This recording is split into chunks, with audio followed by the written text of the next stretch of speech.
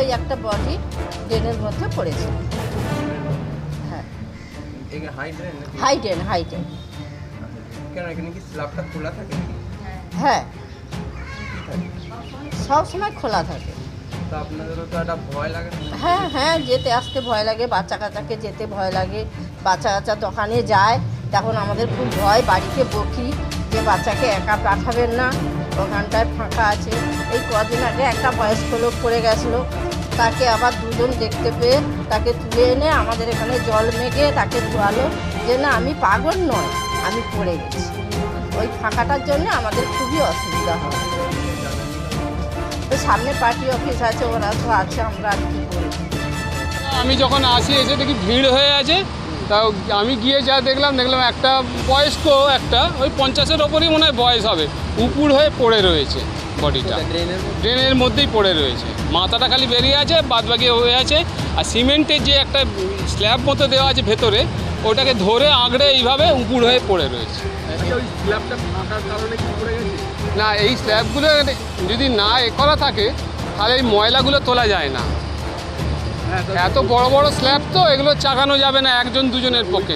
যেটা কাটা আছে দেখলাম, হ্যাঁ, অর্ধেক করা যেত স্ল্যাবটা ওটা ঢাকা দেবার জন্যই থাকে, কিন্তু ওই কিছুদিন আগে ময়লা ফয়লা তোলে তো, কিন্তু ওই অত বড় স্ল্যাবকে চাগিয়ে নিয়ে আসে লো নেই, ও প্রায় ওখানে ভর্তি থাকে, আবার পরিষ্কার হয় ডেলি ওটা।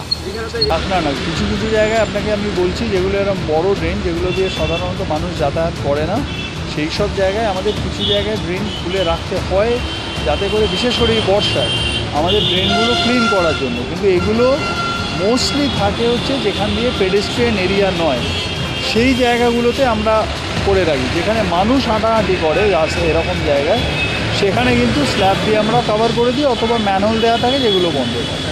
আজকে একজনের মৃত্যু ঘটেছে, যেটা স্থানীয়রা অভিযোগ করছে যে ড্রেন খোলা অবস্থায় ছিল, সেই কারণে। আমি সেটা দেখে নেব, আমি দেখে নিচ্ছি।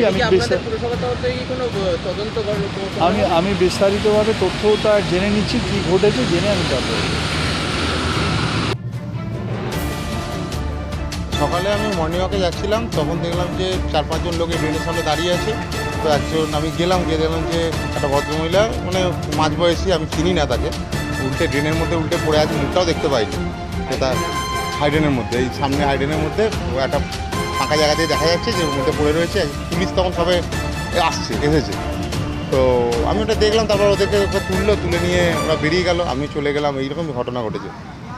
তো না।